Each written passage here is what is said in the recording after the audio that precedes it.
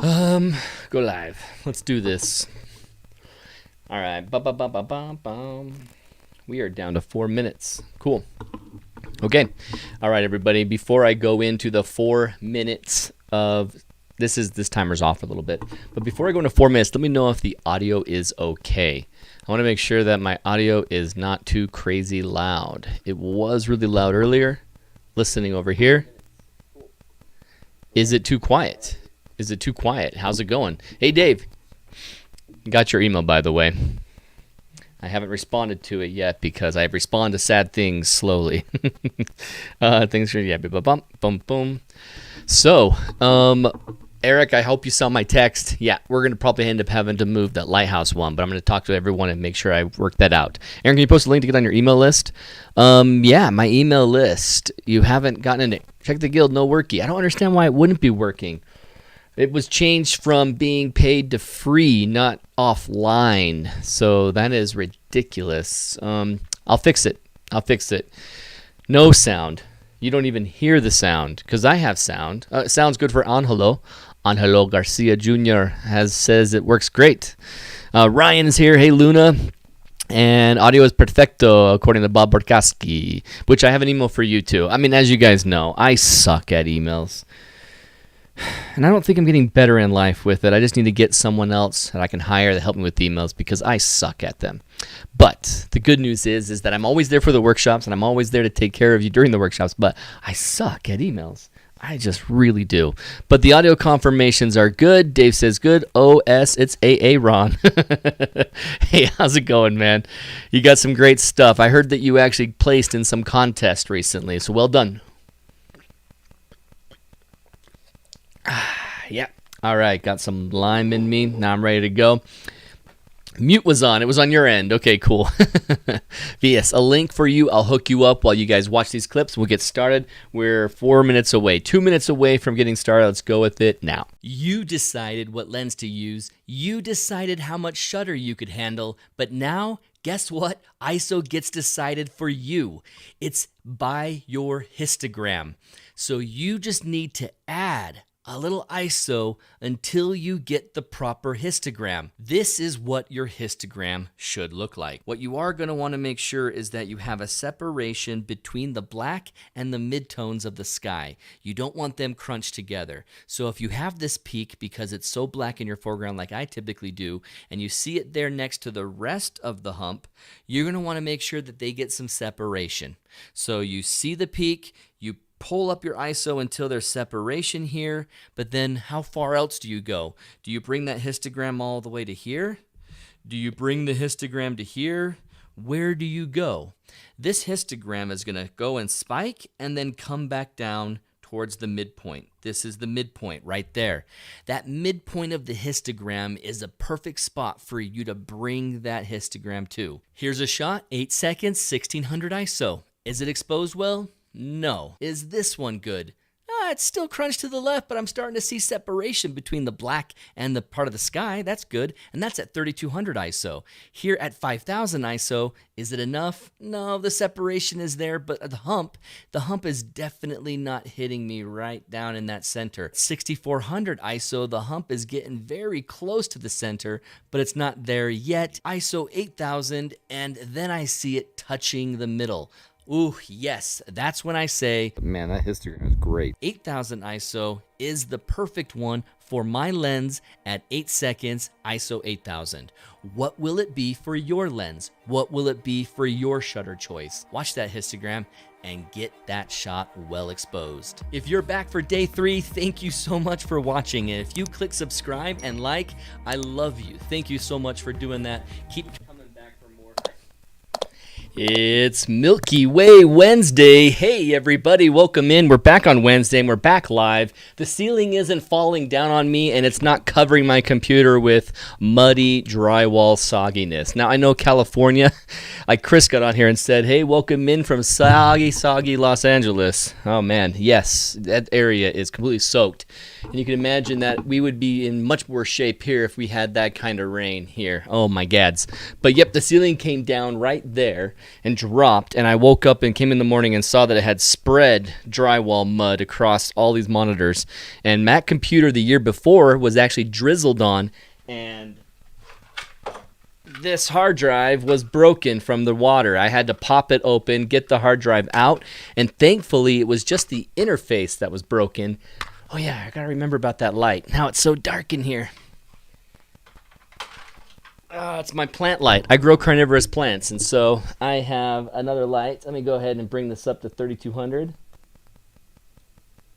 Woohoo! There we go, proper setup. Okay, so basically that thing had the interface broken, but not the hard drive itself. So thankfully last year nothing broke and I didn't lose anything, like especially important stuff. But dang, this year was tempted to grow and damage even more. So once I saw the ceiling coming down, I moved all of this stuff into the front living room, and for the last 2 weeks not able to do live stream. So I'm glad that you all hanging out with me tonight. Thanks for coming here. I got the request to give you a link to join the sign up list. I've said this probably 700 times in all live stream where I was like, I should create a link that's easy and accessible for jumping on my email list. That way you can see when I'm going live and not going live, stuff like that. Well, here is a link to the BISTI workshop, and it's not going to be what you think. But what happens is you go to that link on a website, not on your phone, but on a regular browser with a mouse, and then you go and try to navigate back up to the address bar. It'll say, hey, before you go, would you like to be on the workshop alert list?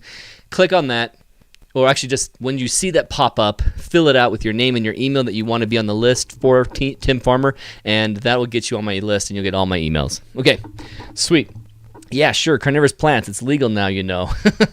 They were always legal. Come on. I mean, I got mocked by a nursery when I called when I was a little kid about Venus flytraps, and they told me, that's a jungle tropical plant. You can't have those here, and they were wrong. They are local and native only to America. In fact, North Carolina, South Carolina area. That's like the only place in the entire world of Venus flytrap is indigenous. So they were fools at that nursery. But I sure learned once I became in my 20s and found eBay and decided, I should use eBay to buy some Venus flytrap seeds, the exotic Venus flytrap. All right, let's get rolling today. We have our last list of images. Now, there might be one or two in here that I'm duplicating. I don't think I have. I've double-checked, kind of, but I haven't been able to double-check. Hey, Linda's here. How's it going? Hi from rainy Sacramento. I hope you're feeling better. I'm glad to hear from you. And Paula's here. John's here. Who else have I not said hi to? I texted hi to Eli, and I texted the rest of you, but hey, welcome in. Stoked to have you. We're going to celebrate some great pictures, and what I want to do, so you know this in advance of next week, I am going to have a pre-recorded video for next week because I'll be off in Death Valley. The key thing is that I am going to talk about my favorite images that came from this user-submitted list of images. I'm going to pull up my favorites, and I'm going to tell you in that recorded video why they stood out to me. What worked so well in them? Why do these images stand out as top-notch portfolio images? What's working so well, and what can you do about yours? So I'm going to have some tips on that, as well as conditions of the environment to deal with and to worry about, and stuff that I'll be emphasizing that'll help you get your own favorited portfolio-worthy great images. Tonight we're going to go through a bunch of great ones. Some of them are even better than the others, and they might show up next week when I talk about my favorites in that pre-recorded, released at 7 p.m. live, where you all can talk to each other and chat as it's presented, but you can come back and watch the replay anytime. I won't be here. It won't be a live stream. It'll be a pre-recorded video having a premiere where it does that really bogusly loud countdown. I don't know why YouTube does that, but that is really loud. It's obnoxiously loud, but that will be what will be going active so that you all can chat to each other the same as you do every Wednesday night. And that's how you'll see next week's video, because I won't be here in studio. So Tim Farmer says, cool, I can't make next week's because I'm teaching a class on breaking out of creative ruts. It's a Zoom class. Sweet. Okay. Hopefully I don't pull any of your audience away from your class. Rhonda's here. Hey, Rhonda. And Andy's here. Hey, Aaron. Mother Nature has been cruel this winter. I could count the clear nights on one hand. Yikes. Ooh. Ooh. Charles Mayer says, I can hear you from Denver. Awesome. Sweet. Welcome in. Okay, let's get talking about our first awesome image right here. So we go into this. Oh, you know what? I want to pull up whose it is. So this one comes from an area looks like exactly Joshua Tree, and boom, it's Ryan Luna's image. Is that Ryan Luna's image? No, this is a different one. A different Joshua Tree. Let's go back and scrolling up. This will be the only annoying part of tonight, is where I have to try and find the image again. There we go, Mark Moore's image. So the key thing, since I have 15 images tonight, I want to talk about just some of the best parts about them. So he says in here, Blue Hour Blend. It says 2 comments. It's interesting. This has more information than the one that I saw on the side. Blue Hour Blend at Joshua Tree National Park. But when I click on this and shut the comments down, I also have landscape shot at Blue Hour, Milky Way shot later at Porcupine Wash. So it's a drop in Milky Way. All at Joshua Tree National Park using a Sony 7 III and a 35mm f1.4 ISO 4000, 8 seconds. Yeah, I can tell it's probably ISO 4000. Were you watching the 2-minute video beforehand about the histogram? ISO 4000 is a little low. So this is a little underexposed, which is why it kind of looks faded away in the sky. But it is really terrific. And the strengths of this image are with the silhouettes. When you have an area like Joshua Tree, let's make sure that this works well as I look down. And you have a bunch of similar subjects. You know, you got this tree, these trees. They're all not identical. They have different branches and different heights, but they're all pretty much the same subject. It's not like you have one big lighthouse you're featuring. So where do you stand in between all of these trees? How do you focus on making sure your composition is strong when you have to battle with what is basically repetitive, and it could be good there, it could be good here, it could be. So what do you do? The key thing I want to recommend everybody does is that he is succeeding here, Mark is succeeding with, is that you have great and clean silhouettes. Now what I mean by that, here is, for instance, a silhouette. Let's just highlight it with green. Will it stand out? Oh, it's a eraser. Please stick to here. Okay. So, oh, that's a really fat one. Let's go ahead and go back and make this less fat. Right here. Maybe even less fat. I didn't want it to be the thinnest, but let's go for it. So right here up the trunk, goes up here, goes down there, has multiple branches.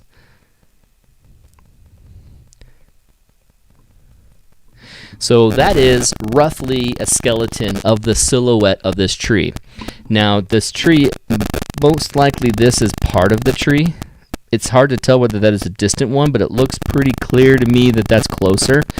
So this is the silhouette. And so when you think about how I make sure the silhouette is good, you want to clear that silhouette. You want to focus on it. And so if you want to fine-tune a composition like this and you're in position, what would you consider looking for? What Mark could consider looking for is this silhouette of this tree that's coming up prominently in the horizon, and the silhouette of this tree. And I'll just do the simple outline of it. Featuring these silhouettes in the best way possible, then letting the rest of them just be texture in the image, not necessarily focused, featured images / silhouettes of trees. He has done well with bringing the core over that part of that tree and making it important and have a relationship there, and having it be the balance of why, you know, we are sitting here between this space, let's go like here, between this space right there. This is extra space. Why would we have it? Well, this is nicely on the third, so that works really solidly. Plus, we have some interest with Roafuki coming up here, and we continue with the natural organic texture of what is Joshua Tree going off in the right. So it's not boring and negative space at all. It's great. It's positive space. The negative space is like right here, down below, between here and up here is negative space. That's the few negative space sections. Even this background could be considered negative space, but it really isn't. It's positive space. It's lit up. If it was black and silhouette, it'd be leaning more towards negative space. But when it comes to the balance of positive and negative, it's got a great balance to it. But a couple things that we could have fine-tuned. And so when you're dealing with how to balance out all these trees, focus on the fact that, understand, my subject has these organic shapes, these silhouettes of a tree. So I'm going to treat the trees as important. So number one, where do the trees end up in my rule of thirds, my balance, my negative? Number two, how does the silhouette clear the rest of the scene? He obviously had it figured out nice and well with putting the silhouette so that the tree's height here and the tree's height here were on different planes, different vertical y-axis areas. They end up being more interesting on different planes, and it continues with different planes of height on all of these, just by virtue of way that the park is, speckled with these trees and not uniformly planted like an orchard or a vineyard. Neither of these bear fruit, so it's not really an orchard or a vineyard. It's a forest of Joshua trees. Yeah, forest can be this kind of spread out. Okay, so looking at these trees, what am I thinking that could be even better? When you put in your mindset, I want to keep these silhouettes clear, and you decide these trees are important, do a double check of the entire silhouette. We have a silhouette issue, and let's do another color and make this color a little more crazy. Actually, you know what? I want it to be a new color down here, plus it, and I want it to be a standout, like warning, red.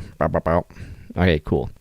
So now I'm going to go down into this red, and right here, the way that silhouette dips in to what is this V shape, he could have potentially moved it off, right, left, maybe dipped down a little bit, potentially, and that's something to think of. In some cases, you can't without having another compromise loss, like a loss on where the Milky Way positioning is, a loss with something in front of you. It looks worse when the foreground gets scrunched. Maybe there's a reason to not do it, but you got to check for that and try and keep a nice clean silhouette right here.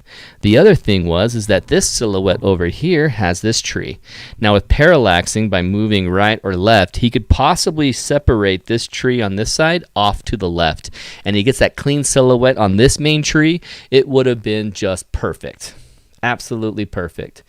And so, cool, looks like I got some messages. And just like I want to remind everyone, I haven't said this much this year, but if you have any question directly for me and you want me to remark on it in the chat down below, hit me with all caps. It's not offensive at all to use all caps. I just don't want to miss it, so you guys can have a conversation among yourselves. Hey, Darwin Weech is here. Cool. And Surendra, yes. We never get on the phone call, Surendra. We will. I know we will. But when you see anything that you want to ask me about, just hit me up with all caps so I don't miss it. So this is a fantastic shot from Mark Moore. Really like it. Just can. Anything better would be just the silhouettes of those two trees. Moving on. Now, this is an image that I did talk about already. Did I not? No, I don't think I got to it. It was in last week's one, but I didn't talk about it. So let's talk about what is working so well. We have these interesting shapes going up the horizon from the foreground, making this shape come across like this flat plane. Imagine if this was entirely water going down. All of this was just a big rectangle of the same color and texture of that water. That's nowhere near as interesting as it could be, but thankfully this beach section of rock came up and brought in a lot more interest and kind of countered the shape of what is flipped above us with the Milky Way shape going off at an angle as well. So we have a foreground half that has a triangle going through it, and a sky half of the triangle, a sky half of the composition with a triangle going through it. So that is really nice, mirroring and having some interest there, and also giving us something that shows that he made sure he was in focus down here. He didn't have it out of focus, which would have been distracting. So well done. And he or she, actually, I don't even know. Whose was this? Let's go back out, and it was, I hope I didn't scroll past it already. Is it really at the way bottom? No, I did scroll past it. Oh, right there, Mike Barnes. Mike Barnes. Well done, Mike. Let's see if you have any comments on it. He did have one. This was a tracked image of an early season Milky Way rising up over Pyramid Lake, located north of Reno, Nevada. The intense light pollution out there is from Reno and Sparks, Nevada, which is about 30 or so miles from where he was taking the shot. I was facing south, and the pollution just below the core is Fernley, Nevada, so like right here on the edge of the water. But that's hardly even pollution, that's just light in the scene. And shot with the Nikon D610, a Rokinon 14mm on a Skywatcher Star Adventure, so he tracked, which is why he got such good color in here. And he's got some good detail in the dust lanes that came through, and even pop a little bit of magenta here. So look at this, nice and sharp. I really like it. And what could have gone better in this image? I mean, he has clouds wisping through here that aren't ruining the shot. They carry more light pollution in the shot, but there's an interesting variable of colors, like there's varied. There's much more variation in color thanks to that, which I find interesting and like, especially since it like mirrors down into the water. What would I have done differently? I mean, I don't know. I mean, you look at the edge crop here is the only kind of spot that I would consider making an edit. It's like, do I want to crop it in more? You see a little bit of the low exposure sensor. It's not sensor noise as much as like a sensor texture that shows up on a low exposure. In this case, it might be moire from doing some star reduction. I'm not sure, but he does have a little bit of ribbing that happens right here that he could have cropped out a lot of that. But there's a lot of cool color in these rocks that are different than the grays of the smaller pebbles, the kind of bluish gray of the smaller pebbles. So it's like I wouldn't want to cut into that too much. So that's the only place I'm leaning right now. Mike, I really like this image, and I really like the serenity of the scene. It is great. Good job. So next image, Joshua Tree again. This one's Ryan Luna. So we talked about the silhouettes being important. Let's see how Ryan handled the silhouettes and see what we think about it. So Ryan has a very strong silhouette right up front, a very obvious feature of this tree, and there's a small tree way in the background that doesn't count. It has not ruined or distracted us from that silhouette. You know what? This didn't flip over. There we go. And so that silhouette has nothing. It was way in the background down there is what I was zooming. So this has not ruined or wrecked the image, and he has a very clean silhouette focused on the tree. And he has, like the scenario is Joshua Tree has Joshua trees all over. So which one do you pick? And that's a tough one. You hike close to the road and see if you like something. So what do you choose? You get one that has some good branches up top, because you can see how, let me go back and take off some of these marks. You can see how some of these trees can be kind of pathetic and thin. Like this tree wouldn't be enough. This tree right here was close to him, but it's really kind of thin and pathetic. It needs to have some more food and eat. This one has a strong silhouette like that one, and I like how it's the distant kind of mid-foreground mirror twin of the big one that has in front.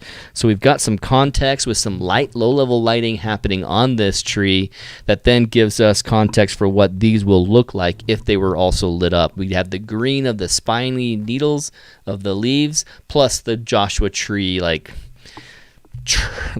tusks, the thick wood of the crazy Joshua Tree wood. And then he's brought a Star Trek image. Let's see if he says anything about this in here. I think he does. Mark Moore liked this photo. Wait, this is not his. Yeah, this is Ryan. So Mark Moore also had a good shot and like this. Oh, and here we go. This is what Ryan said. Took this image in April of 2023 in the Queens Valley area of Joshua Tree. It is a drop-in sky, though, from the same night I shot the tree. So he got here from the same area. He's dropped in the sky, which means he basically just moved the camera tripod and got a sky somewhere else, but it was right here in the same area. So it's more of a drop-in blend, but composite, since it isn't technically, it's only a blend if you didn't move the tripod. So it's a composite when you move the tripod. I illuminated the tree walking around with a light panel. Oh, so he had a long shutter and he walked around it. So he had probably an extra long shutter that gave him time to do the full walk around and kind of get light on both sides instead of just a one angle shot that casts shadows on the inside. So good handling there.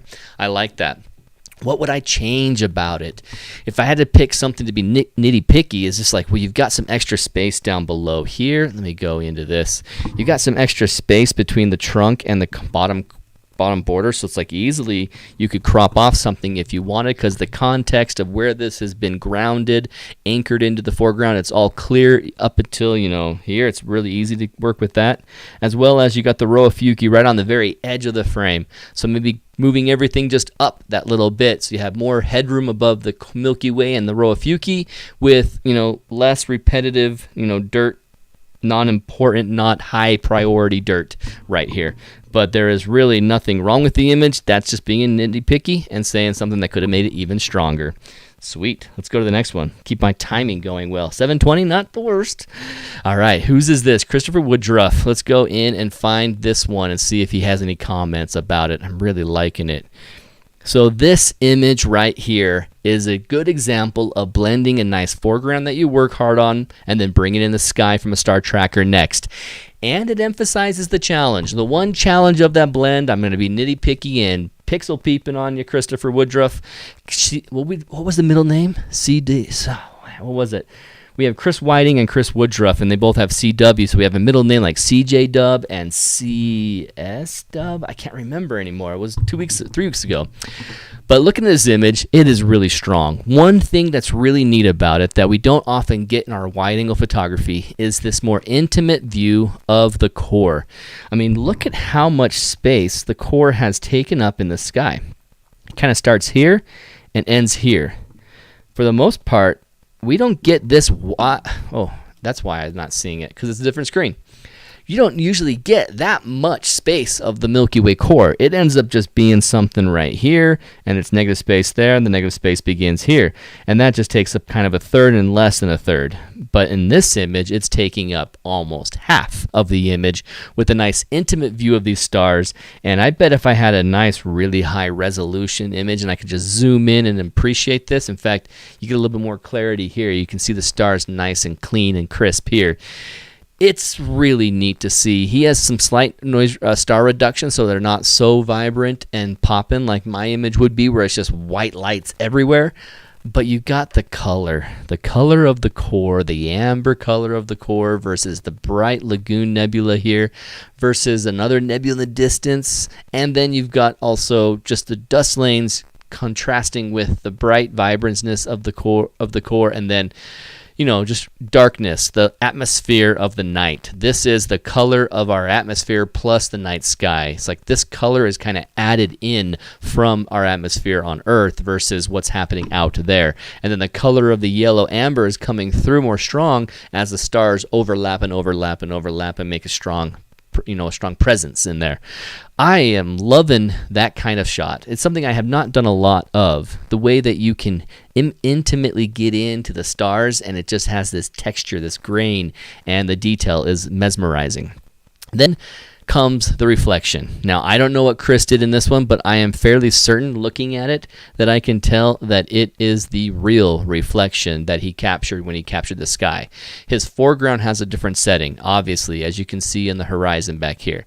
But the sky right here, he may have done a low opacity paint over it, but I believe this to be the real sky, as it's not mirrored perfectly, which is the way it would be, and the brightest stars pop off. Like, we don't see any of those dots inside the orange, but those dots pop off here because of the higher magnitude stars, and they show up in the distortion of the water reflection, and they pop off the screen. If there was a planet up here, it'd be vibrant and bright. You'd be seeing it easily. And so you got nothing popping here. Is this a planet? I think that might be Saturn, but I'm not recalling. I think that's just a star. It's too dark to necessarily be a planet, but it could be a minimized light. So this is fantastic. Really cool reflection. Crystal clear right now on the lake. Did he say anything about it? I think we got 2 comments. Oh, nope, let's not go there yet. 2 comments, and they were North Lake outside of Bishop, and Chris Whiting had already said it on here in the chat. Incredible reflection. Fantastic. Ryan Luna says, I think my Nikon Z7 is ISO invariant. Oh, they're talking about the other stuff. Cool. I love this. The beach echoes the shape of the Milky Way. I think you're talking about the previous images, but yeah, this is fantastic. So this image, great shot. What would I be picky and nitpicky about? It's just something about fixing your border, your horizon, making sure you pixel peep all the way in yourself, and then do what you can. If you do a blend, a blue hour blend of a scene like this, you end up with a brighter foreground, and it gets blue. One way to make this look like a nighttime distant depth of field thing is to change the tint of that from blue-gray to kind of a yellow-gray, or just a little bit more brown, dark gray, not the blue-gray. The blue-gray can sometimes come across as a little bit too daylight or too astronomical twilight period color. And so if you wanted to, you can bring that down with a little less blue in it, as well as you can make an atmospheric layer between this foreground layer and the sky that carries some color up in a linear gradient. It's like a very square gradient, rectangle gradient going up. that causes there to be this transition from the horizon up into the sky that makes this not look so sudden. Mary Beth Kaczynski taught me that. She learned it from someone else, but it is fantastic looking, and it can make this look more natural and not look like it is just completely strong sky with no atmosphere, nothing in its way, and then it's immediately to a mountain in the distance that obviously has an atmosphere and a depth of field on it, and it can prevent that from looking like it is unnatural. So I think that I can teach that more in the future and show off that, and I think this image right here could really benefit from it for sure. It looks awesome. I love it, Chris. So let's go on to the next. Woo, okay.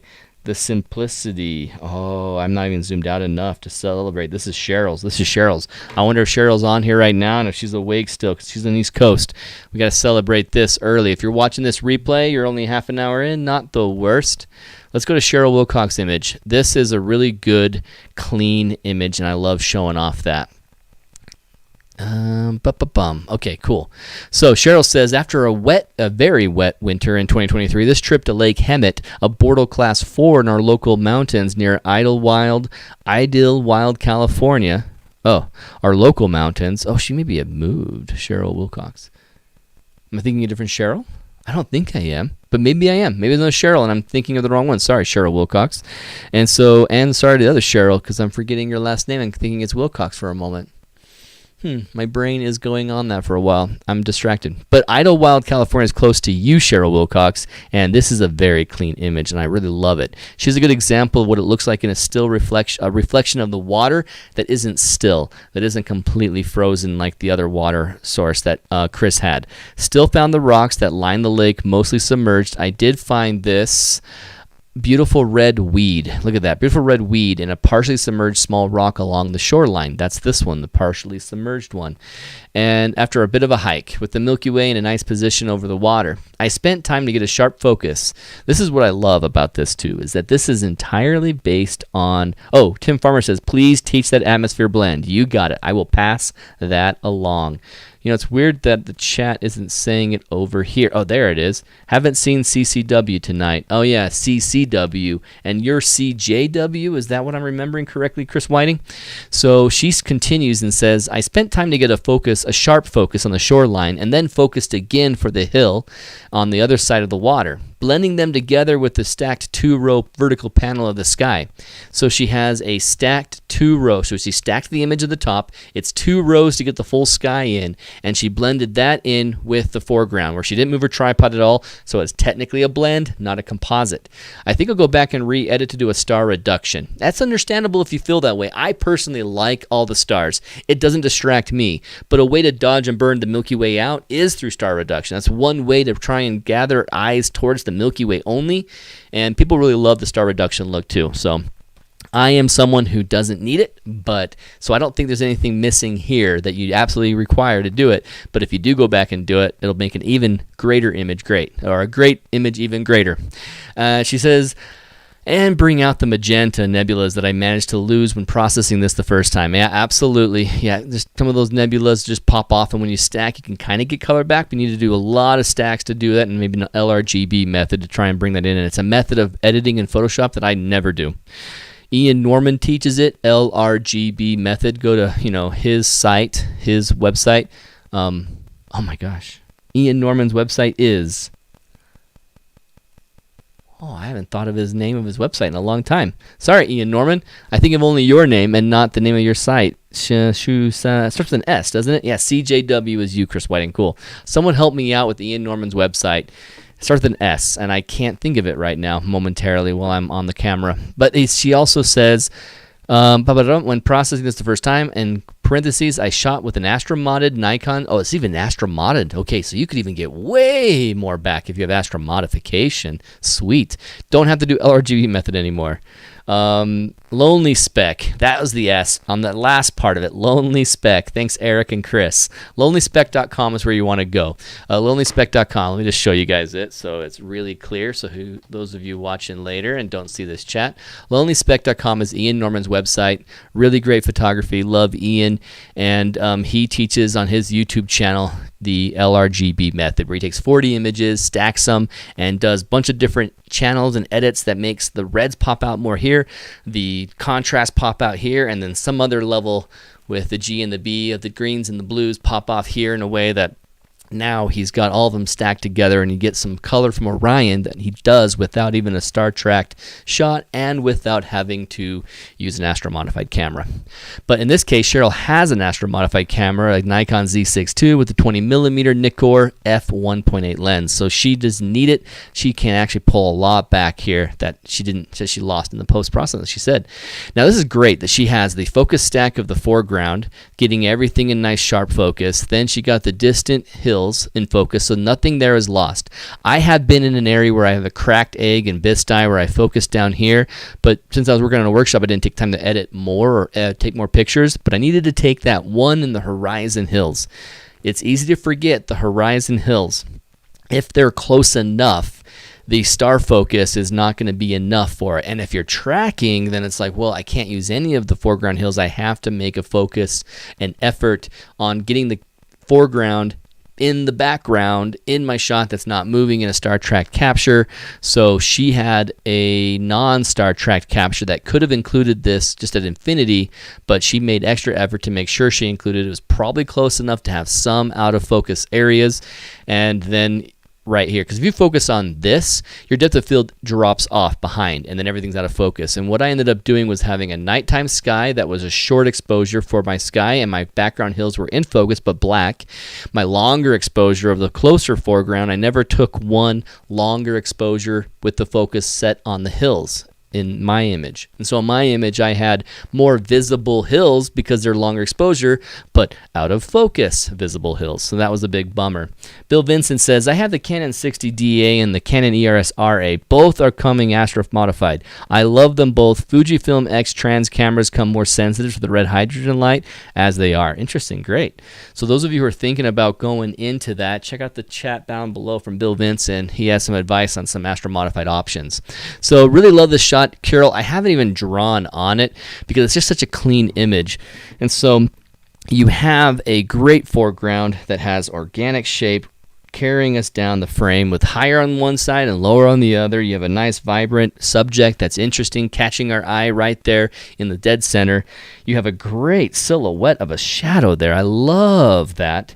You have a nice hill that's just nice and simple, but it's so clean. The ground, like I said, or the water, like I said, has a lot less clarity on the stars than Chris's did because you have more movement and motion and wind out there, but it's still terrific seeing the color of the stars. I'll get rid of my color right here, and you can see the color of the stars just popping. And you can see that the Scorpius constellation is coming off of here, right there. Oh, am I thinking over here? No, it's got to be over here. But I just don't see it as clearly. But some of these stars are part of it. Might even be this, honestly, 3 of those stars. But the Scorpius constellation, the color of the orange, the blues, the reds, they're all popping through because the color pops more on a distorted reflection than it does directly. And the last thing is there anything I would change? You did a good job not cutting off this weed down here. There's no lack of focus. You want to bring in more nebulas. Let's just stick with that. The only thing you could possibly fix is to take your astro-modified capture and bring out the most of it, because the rest of this is quite terrific, and I think it's very clean and very gorgeous. Good job. Let's move on. Ooh, another example of a vertical but completely different feel. I mean, look at the smoothness, the textures, and the low contrast, the low vibrance on the sky, and then the opposite kind of edit where you have a nice intimate close-up of the core, and you got heavy green airglow that's just going nuts. Probably not pushed too far on the vibrance scale, but just the green airglow was unstoppable. There's a green grass and a green roof that's benefiting from the same green motif, the same green color theme throughout the whole image. And this comes from, whose is this? This is, where am I going to see a lot of green? That was kind of green, but not it. Oh, there we go. Darwin Weech. Nice, Darwin. This is a good image. I'm going to be hanging out with Darwin in Death Valley. Altitude 9,500 feet. Mount Graham in southern Arizona. It's a Sony A7 IV, 50 millimeter. And that 50 millimeter, while we're getting that intimate view of the core that looks so good. F1.4, ISO 2000 even, a 10-photo stack. So this is why it looks a little bit more pushed in post, because you're so underexposed with 2000 only. If this was star tracked, then I'd be like, yeah, that's good. 2000 ISO is great. But with a single image shot, which I'm assuming this is since it was a 10-photo stack, I would definitely push a lot higher, and we'll be pushing a lot higher in Death Valley coming up. But in your post-processing, you rescued it a lot because you have a Sony A7 IV. It's ISO invariant. And so the fact that you captured at ISO 2000 doesn't mean it necessarily is underexposed. It feels like in post you pushed it a little crunchy, just a slightly crunchy, but it's not bad. It's a personal preference. Like the softness of the previous image right here is a lot more akin to my kind of edit, and then Darwin's has a very kind of robust, vibrant edit, and the fact that he had to fight back an incredible, intense airglow night.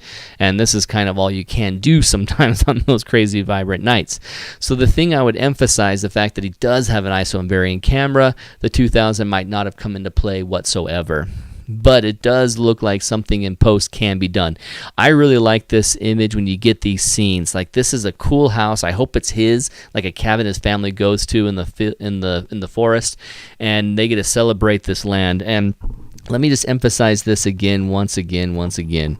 If you do have subjects that have these different height points, it's far more interesting than not. So as you're moving right and left and choosing your spot, and maybe a tree or two is kind of coming forward or backwards in your different options, pay attention to them and make sure that you don't get something that is totally linear and matching at the same height when you could potentially push one up or push it down to make it have a difference, a more exciting difference than the other, high point subjects in the scene. So like all the high points of these trees draw your eye, and it's great how they have this like shape going down like that with all the different heights of the trees, and then the strong view of the silhouette of this house.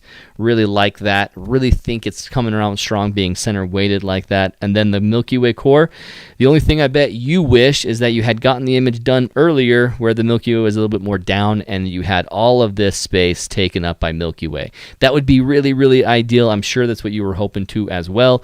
But by the time the clouds cleared, by the time you got ready, whatever, this Milky Way was off to the top edge of the frame a little more than you probably were hoping. And you wouldn't want to move too much to the right to make it down, because you would lose a lot of what's working here about the foreground. So this same exact foreground, the same exact setup with just a different timing of the night would make this even more brilliant. So I love it, Darwin.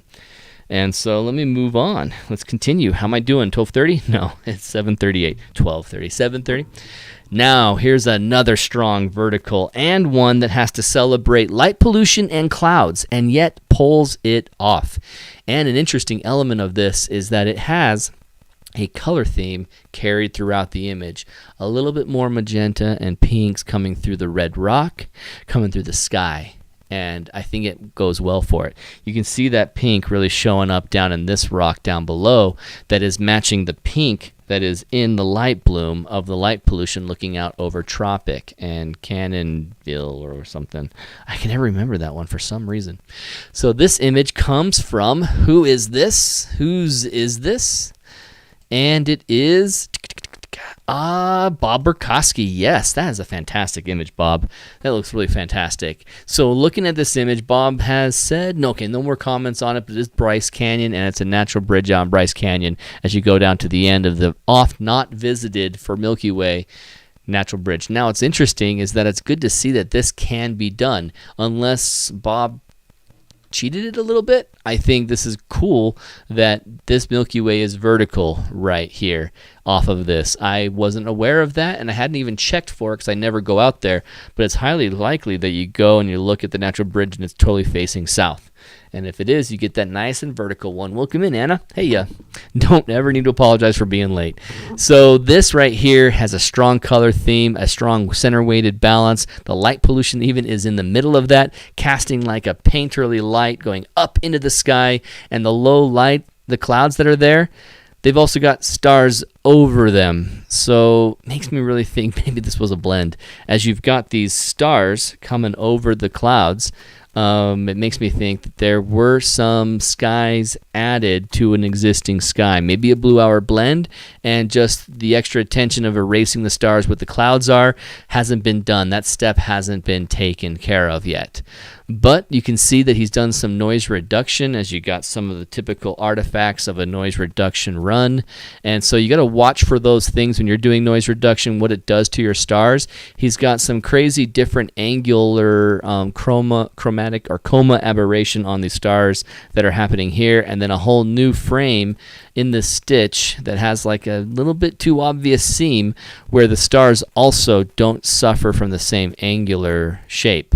And so that's a little distracting and almost perfect, but it's a really good looking picture that I know people who aren't us, who aren't anal Milky Way photographers, all of his friends saw this on Facebook and were like, holy crap, that's a beautiful image. It's such a solid and great color theme going through it that really makes it strong. I like to emphasize, make sure that there is nothing distracting from the top to bottom, right to left, in your corners. Check your corners. And he has clean corners. It doesn't matter that this is just a bush. It doesn't matter that over here is some kind of dirt and rock. It's not bad. It's not distracting. It is a contextual element that fits brilliantly. In fact, the color of it makes it even stronger, and the shape of the green coming up here is a nice and interesting extra carry from 1/3 to the other, and that ends up becoming a strong element and not a negative in there. If this was the only thing that was green and all of this was just the same color, it would be okay, but it's actually a little bit more interesting thanks to some other green carrying into the frame and carrying together and having a relationship with each other. So I like it, and I think that it looks really good, clean from edge to edge, and a perfect sky would make this even stronger, and he possibly can with a few more edit tweaks, and he's got it. I really like it. Good job, Bob. All right, let's move on to a couple cool panoramas. Now, this is the image who I have talked about before. Not the image, but their other images. So I'm going to go very quickly on this. I think it's John Carter. Yeah, it is John Carter. I love emphasizing this area of the hemisphere. The southern hemisphere is just so great. He says this is old stone ruin, not far out of Naracoorte or Naracoorte. I don't know how you pronounce it, but South Australia. A stock Canon 60, no changes with modification, 40 millimeter lens. ISO 640, he must be tracking, and he has f2 1 minute, yep, tracked, 1 minute and 15 seconds tracked, foreground shot during blue hour, forgot foreground details, like what he captured with to get the foreground. But that's fine, because the foreground details change no matter what location you are, so we can never really learn from your settings there, other than that you handled it with a plumb, and that you handled it with a nice neutral exposure that didn't cut anything off, didn't clip in any way on the darks or the lights, and it turns out really great. And you blend it with that blue hour. Blend is so critical to get that, without having low level lighting light this up, it is nice and strong. Let's go back here. It is nice and strong the way that it features the different colors and textures there. Like the previous image, this one has a color theme, and the color theme is kind of an interesting pink, green, gray, blue, white kind of scene. Sort of a bunch of bleached Skittles that sat in the sun that have their color faded away almost to a pastel, but like a neon pastel.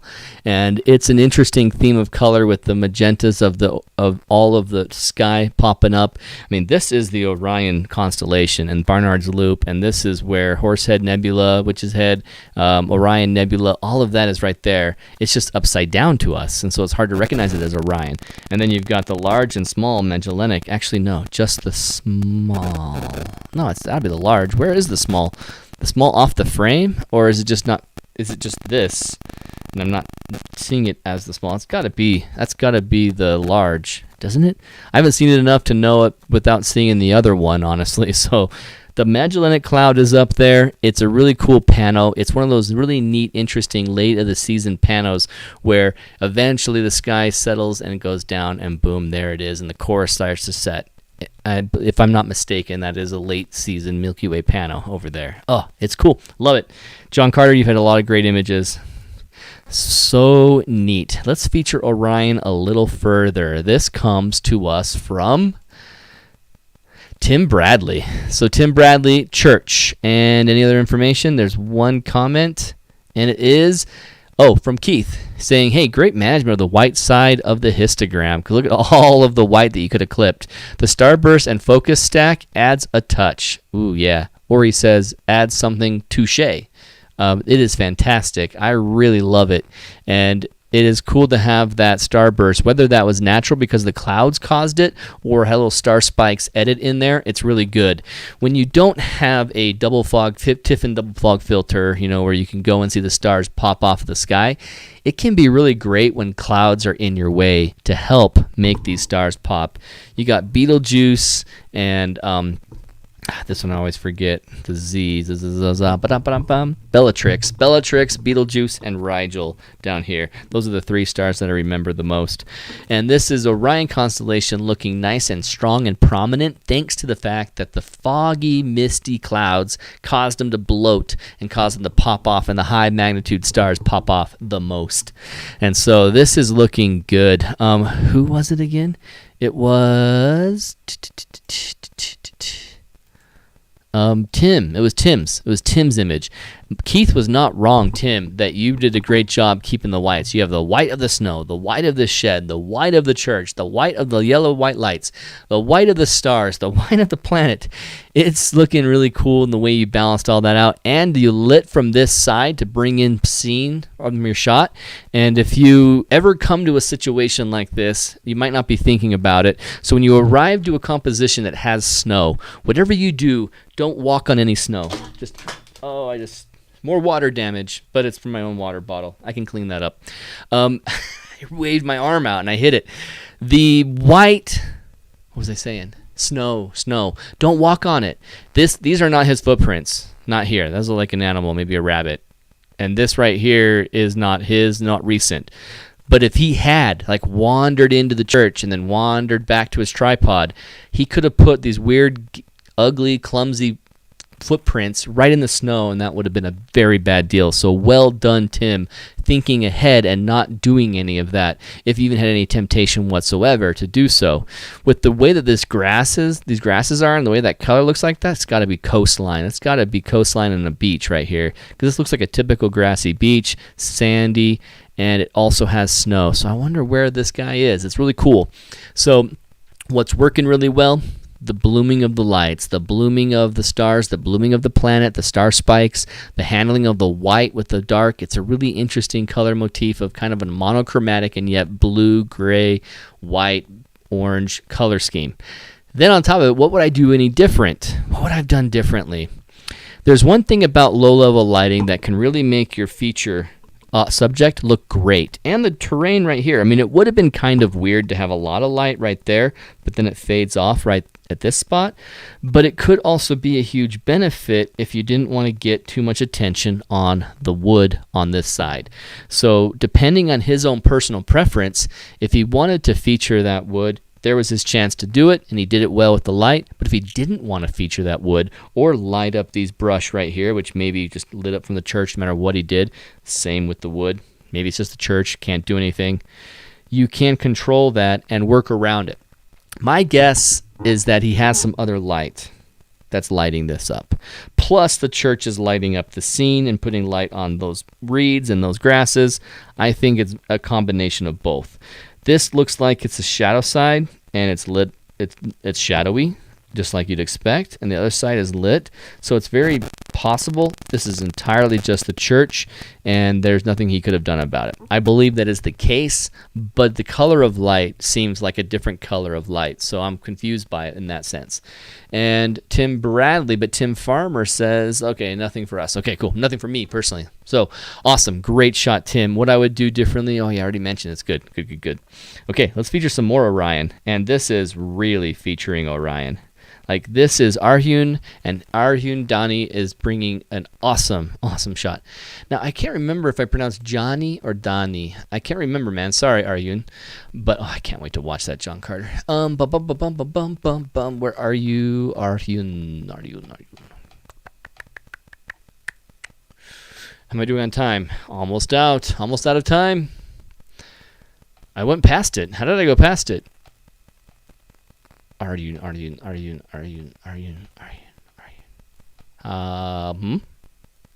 There it is. Okay, so, oh, this is a different, no, this is the same one. It just also said Arjun Singh on this one. So Danny and Arjun Singh. Okay, cool. That's not his last name. That's why, Arjun Singh. So this Orion, do we have any information?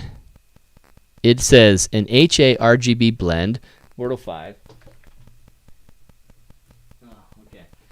I heard cat licking, and I'm like, oh boy, is there some kind of mess that I caused worse than I thought? Nope, it's just the fact that I tipped over a soda can, and I probably got a dabble of that soda off as well. Great, can't wait to clean that.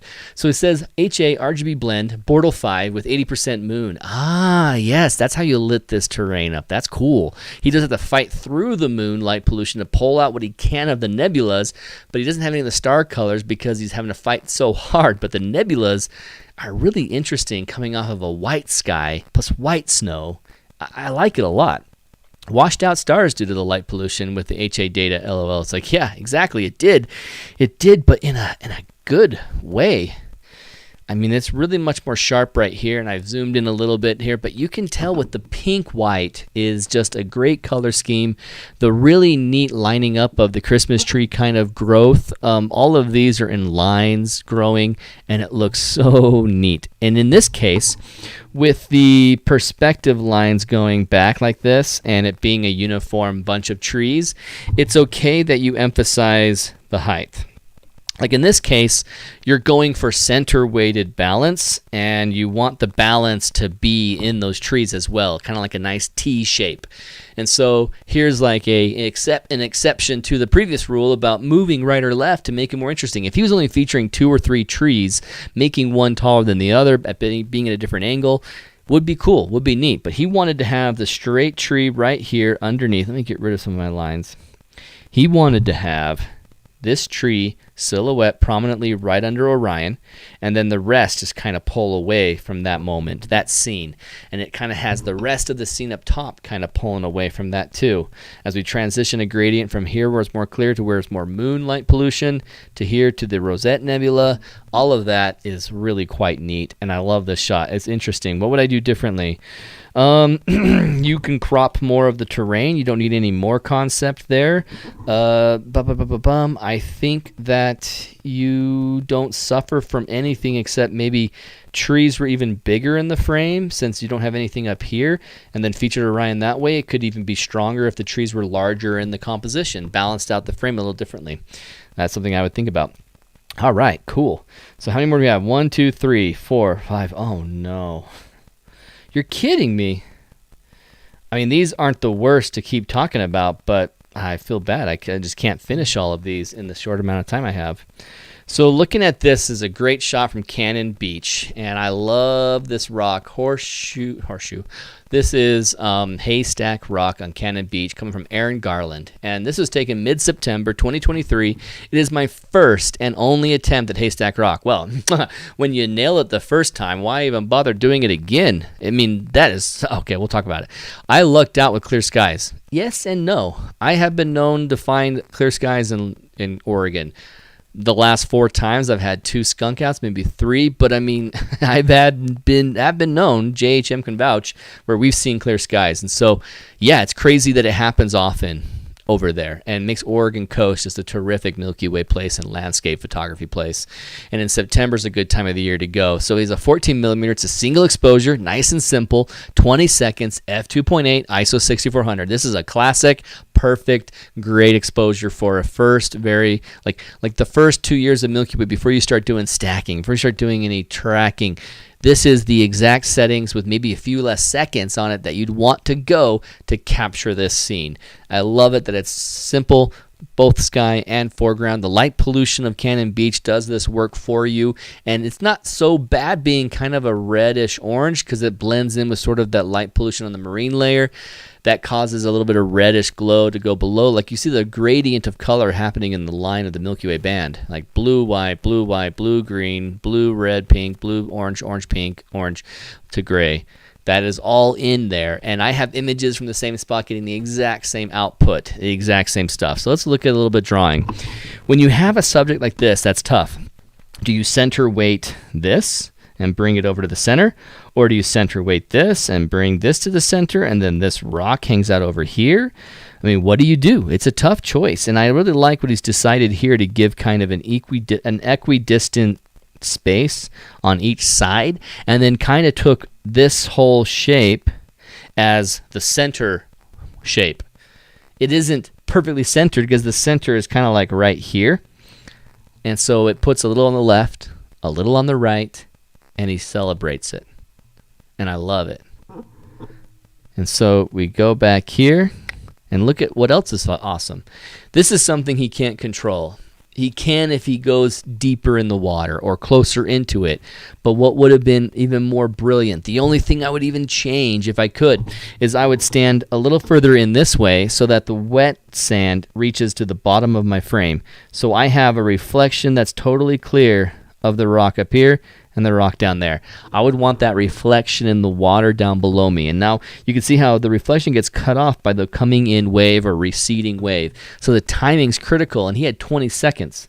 So it's like, what part of the wave is going to ruin it? You got to take many, many images until you get one where you can see the top of this and as much of this as you can. This part getting cut off is no big deal, but it would have been great to see the top of this rock in the reflection, and then it would have also provided more reflection of the very prominent core in this water and having some stars pop off and a little bit more glistening diamonds of reflected stars, and it would be even more terrific. But just know that this image is 9 out of 10. It's fantastic, and it's really good. I love it, and it works out really well. And it's one of those shots that everyone who comes out with me to the workshop in Oregon Coast can get if we just have a clear night on Cannon Beach. While I make the comment that cloudy skies is clear and not cloudy skies is common in Oregon Coast, I have been skunked more at Cannon Beach than anywhere else, let's be honest. I have. And we have a lot of mornings where it's like, okay, no Milky Way tonight, but the morning sunrise, let's try it. And then we wake up at the crack of dawn and find that it's just cold and dark and time for breakfast. So that's so great. Okay, so with the timing as it is, I have 1, 2, 3, 4, 5, 6 images. And this one's really terrific too, that I am needing to talk about. And so I want to feature these ones in my video to finish off the grouping of next week. I called this the final one, but you lovely people have been submitting more and more images. And so my list wasn't like 10 away. This is 15 images tonight, and I basically got through 9, maybe 10. So what we're going to do is I'm going to bring up these final images into my video that I'm pre-recording, and then I'll do the favorites. So I'll start with the big feature on them for the first 20 minutes, and then I'll show you my favorites that have come through all of these submissions and talk to you, why are they favorites? What stands out with them? What works so well? And why should these people who've captured those images keep these images in their portfolio, and why they're terrific? So that'll be next week's video. That's what we'll focus on, and we'll have to pull in those previous images, those remaining images there. This live chat not showing up. Return live chat.